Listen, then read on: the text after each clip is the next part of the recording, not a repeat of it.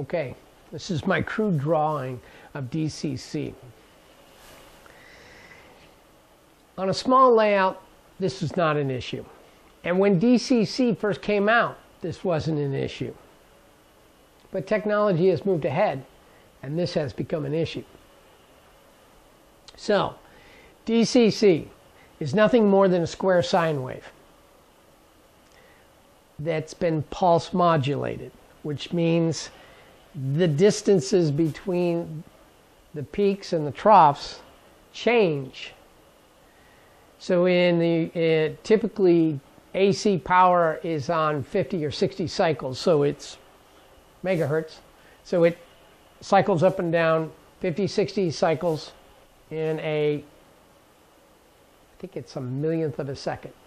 I don't remember exactly, trying to forget those kind of things. But nonetheless, what DCC does is it changes the distance of these peaks and troughs,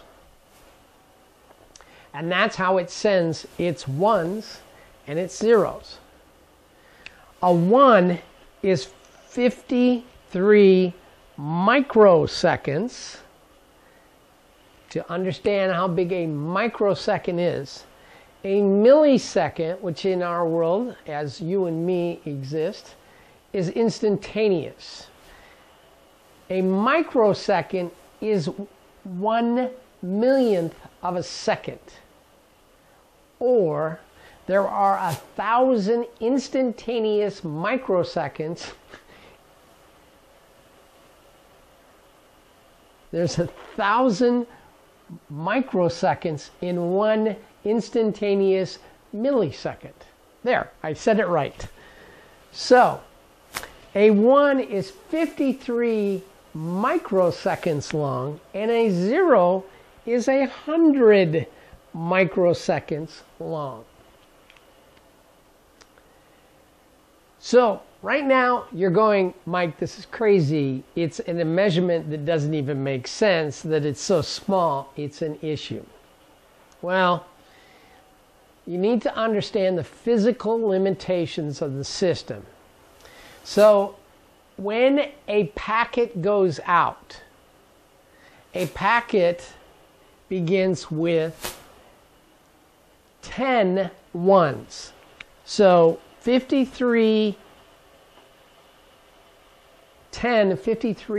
segments go across, and that tells everybody on the track, I'm sending a new packet. It's followed by 2 zeros, that's the preamble to coming into the address. It then sends the 8-bit address. It then puts another 0 out. It sends 8 bits of data. That data is how fast is my train going. Oh, by the way, the first 8-bit does include if the headlight's on or off. So that's every time the packet goes out that goes to the address for the locomotive, it sends, yes, my headlight's supposed to be on, no, my headlight's not supposed to be on, and the address. Okay?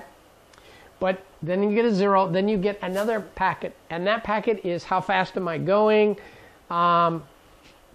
It might include, I got to blow my horn, I got to do, there's all kinds of information that gets fit into this. Then there's an 8-bit packet called an error packet. This is a check packet. This is so that the decoder in your locomotive knows that it received all the information and data that was sent by the command station, and then it's one last bit to say, I'm done with my message. It's called the trailing bit. Now, when we first started DCC back in the late 80s, for the most part, there was no such thing as sound locomotives. We did have accessories which would turn turnouts, but that was pretty much all it was doing. To give you an idea of what this means in logical terms, typically a message to a locomotive is 48 bits. That typically occurs in 3.6 milliseconds. Okay? Not microseconds, in milliseconds. Okay? If you were running a system that had 10 locomotives, now, very interesting to understand how 10 locomotives has come from. A consist of 3 locomotives is 3 locomotives. It's not 1. It's 3 locomotives. Each locomotive needs to get its its address, and everything. Our command station recognizes that I have lashed these together and will send the command out as one time. Okay, so it's instantaneous basically for us. In the world of electronics, it's not quite instantaneous, but it's close enough that we don't notice the difference. Okay, so 10 locomotives on the railroad operating, it will send the data to those 10 locomotives 20 times each in a second. So the address for your locomotive, if you have 10 on the layout running, will send it 20 times each. Now, this is where it starts to get a little complicated. Remember I said there is an air packet. An air packet basically says, this is a check to ensure that you got all the data. If the air packet doesn't match the log that the decoder was expecting, it throws the packet out and disregards. Now, that's not a problem because I said it would come out 20 times in a second. So what would happen is, say for instance, if you hit a dead frog in the middle of a packet being transmitted, the decoder is going to go, I didn't understand that, and throw it out, and I'm waiting for the next packet to come. Interesting thought. How many milliseconds does it take it to cross that dead frog? Okay? So that's going to add to my lag, my slow response. Okay? If I have dirty track, that adds to my slow response because the air packet does not match my data I'm dumping. Okay? So, 10 locomotives, 20 times a second. Now, let's add on some stuff. You see now we have sound.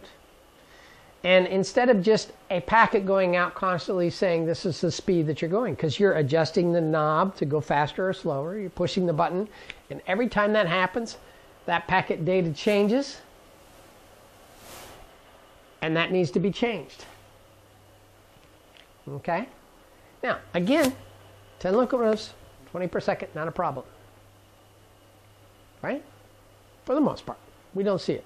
Probably occasionally, if most of us might see maybe a little lag, maybe a couple milliseconds, and then all of a sudden the horn would blow, right? No big deal. In our world, a millisecond's practically instantaneous.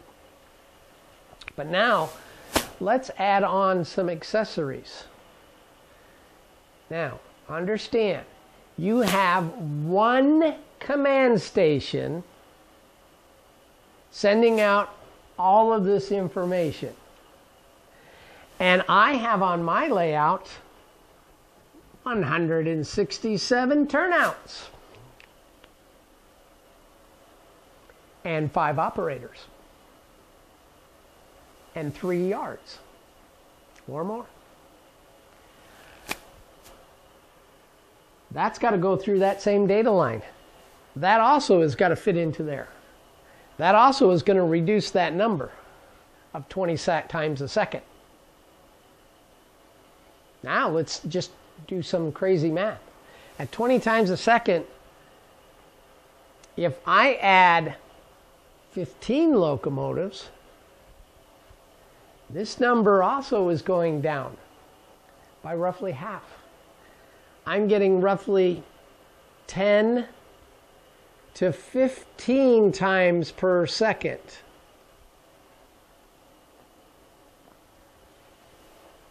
"20 locomotives is definitely 10 times per second. The reversal is true on a small layout. 10 locomotives, I get 10. But on 5 locomotives, I get 40 times per second. So you can see on a small layout, this is not an issue. On a medium-sized layout, it's starting to become a problem. On a large layout, this leg is a problem. So, as I've expressed before, I might have 2 trains running, one north, one south, with at least 3 diesels into each one of them. That's 6 locomotives. I have Denver Yard, 2 switchers, and a branch line might make 3. So I have 9. I have 2 sugar beet factories, each having a locomotive. 11. I am capable of handling 2 locals. Say one of them is a steam and the other one is a pair of diesels. That now goes to 14. I have 14 locomotives running. Okay? That's 2, 3, 4, 5, 6, 7, 8 operators. 14 locomotives, averaging roughly 2 locomotives apiece. Okay? You can see right now where this is beginning to lead. So I'm getting my data roughly 15 times a second going out there. And when I hit that horn, it may delay. I then add my turnouts into this. That further adds to the delay. So, the other things that people want to put on there, let's just start adding some of the stuff that people want to put on there. Let's see here. I want to control my lights by DCC. Turn them on, turn them off. Now, no big deal, but that accessory decoder is another thing sucking up bandwidth. If I put sensors on DCC, that is adding more bandwidth. My local net, and anything I put on my local net, because it's a command station, is got to deal with that. Granted, it's not hitting the bandwidth of the track as much, unless, of course, you're pulling something from the track, which a lot of the local net stuff is pulling stuff from the track. So all this stuff, in other words, feedback and all these different things, all this has to fit onto 2 wires. And oh, by the way, if you think that Digitracks or these things, they're basically just a serial port. That's all they're using. In a serial port, guess how many wires are in a serial port? 3. One of them's ground. The other 2 are the data lines. 2 wires. That's all you're getting. So this creates the problem on large layouts.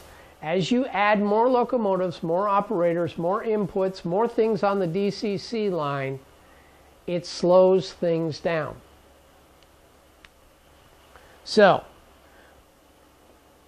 that's why the National Model Railroad Association is looking at LCC.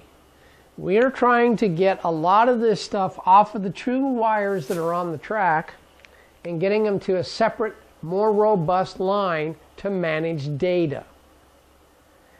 In turn, what I'm doing on my layout, because LCC is not a standard, it's not here today, is I'm basically doing things to get things off of my DCC bus so that all I'm running on my DCC bus are locomotives.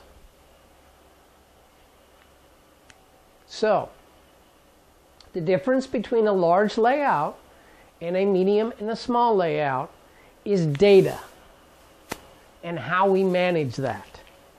So somebody might look at you and say, oh, this works great. Well, they're only running a couple locomotives. Where somebody like me who's running 14 locomotives or 10 locomotives, it's not working quite as well for us. So that is the difference between some of these products that a lot of people are looking at and why they're doing different things.